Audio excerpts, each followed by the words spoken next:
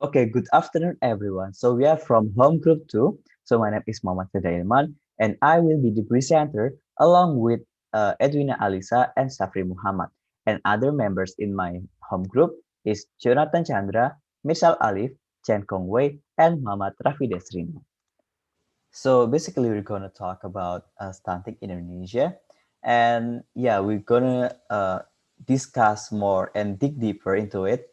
And also later, we will know that stunting in Indonesia has reached a very severe level, and that's why, as youth, we feel triggered to solve this issue by giving recommendations that might be beneficial for governments or maybe other related stakeholders. Okay, here is the table of contents that we include in the presentation. So the first one is problem statement, and then hypothesis, solutions, supporting evidence, and recommendations and conclusions. Okay, now we go to problem. But before we jump further into the problem statement, better we know first what exactly stunting is. So according to World Health Organization, stunting is impaired growth and development that children experience from poor nutrition, repeated infection, and inadequate psychosocial stimulation. And here are the three facts stunting in Indonesia. So the first one is that stunting in Indonesia is very high, which has reached 27.67%, which is much higher than the standard one, which is only 20%. And the second one is that KPAI reported that 510 out of 516 cities, or I might say it's almost all cities in Indonesia, suffered this problem. And the third fact is that, according to World Bank Indonesia country director, nearly 9 million children in Indonesia uh, under 5 years old or balita are suffering this impaired growth. And that was actually main factor of stunting. In Indonesia itself, the main factor of stunting is poor nutritional intake from the time the fetus is in the womb until the children reach 2 years old. And the stunting is actually not just stunting. The stunting can actually give further impact, especially for children, which is started from brain damage, and then it can lead to disturbed intellectual in the future. And if it's so, if this problem is still exists or if the problem is still unsolved, then it really makes sense in the future the poverty will also still exist. So now our group want to talk about the hypothesis of stunting. So based on our finding, we believe that stunting is a prominent issue in developing countries and especially in developing countries. And it is mainly caused by poor or malnutrition and of course poor sanitation. And that happened to both the mothers and the toddlers. And we believe that stunting must be addressed as a national issue and must be solved through strategic effort by the government.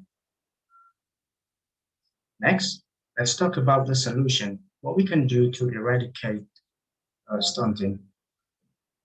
So first, we present the short-term solution for stunting. So the first thing that we think might be suitable for eliminating stunting is to provide child development stimulation. By providing child development stimulation, we believe that we can provide more nutrition to the children. And then the second is to routinely monitor children's growth by tracking record of the children's growth. And we had the idea is to track it, and then we can know does this children has a problem in his or her growth or not.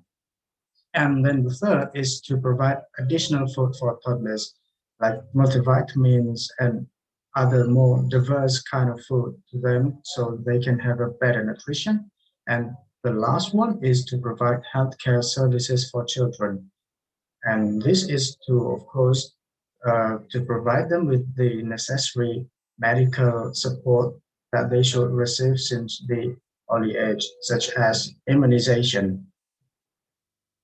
And then we would like to also present long-term solution to eradicate uh, stunting. So the first is to introduce ICT to rural areas, like teaching people how to use laptop. Why we think this is important? Because if we teach more people ICTs or access to the internet or how to use laptop, then we are going to make information more accessible to a lot of people, and especially on stunting.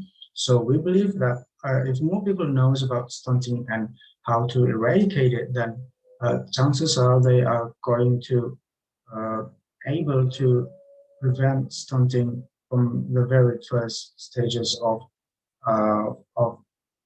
both of their children. And the second is to improve agriculture because we believe that more diverse food source could be good for both the mothers and the toddlers because they got more nutrition. So we believe it is important to diversify our food products. And also, we would like to talk about UNICEF's solution on stunting. And the first solution based on UNICEF's idea is to gather data that are central to planning and implementation. Why we should gather data? Well, because we have to keep track everything and we have to put it in an order with innovative methods. So we know what to do when we detect maybe someone is experiencing stunting and it's easier to report to the local authority if we have a better data management. Then second is to provide to implement multi-sectoral and decentralized approach. So we have to break away from the centralized approach that are currently in use, where stunting is a problem that is solely under the regulation of the Ministry of Health. So we must break away from that and give understanding to people that stunting is a wider problem that covers not just health but also economic and also sociology. And then we must also encourage leaders to spearhead the effort because we have to give them understanding that stunting is not a personal problem. It's not just a family problem where the children will have disturbed growth, but it is actually a problem for the whole country because if people experience stunting, then he or she, the children probably are going to have a lower intellectual level, and then in the end, they are not going to be as productive or as, let's say, skillful as their peers. And in the end, that will bring them to the poorest level of the society. And the last one is to improve dietary diversity and intervention of malnutrition program through improved agriculture and food source. Hi classmates and by Jimmy, I will be conducting the last part of the presentation today, which will consist of supporting evidence and the conclusion and recommendations.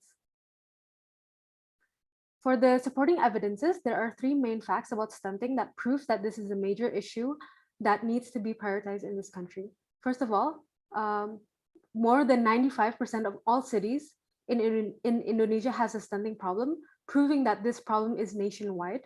Secondly, 9 million infants have stunted growth.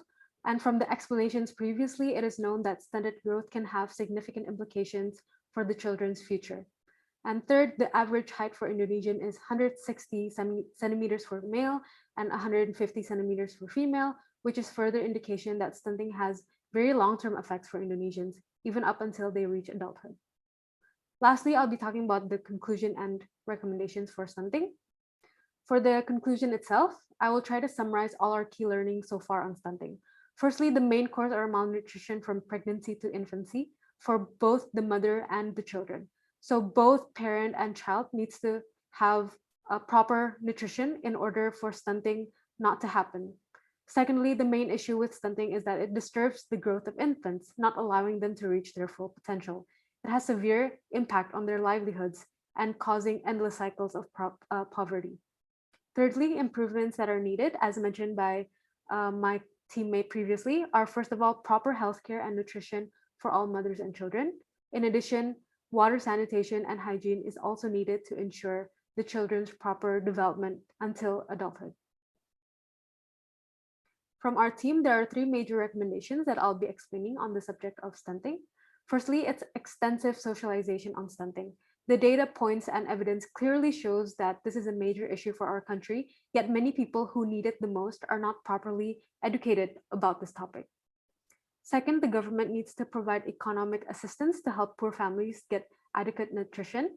The government can think of it as an investment to improve the country's development in the long run. And lastly, we need to encourage parents, especially mothers, to consult with nutritionists. It is critical mothers are aware of the nutrition needs of their children. Without this, stunting will become an endless issue for Indonesia that will never get solved. So that's all for the presentation on PBL2 from our home group. On behalf of my team, I would like to say thank you for your attention, and any feedback and questions are welcome.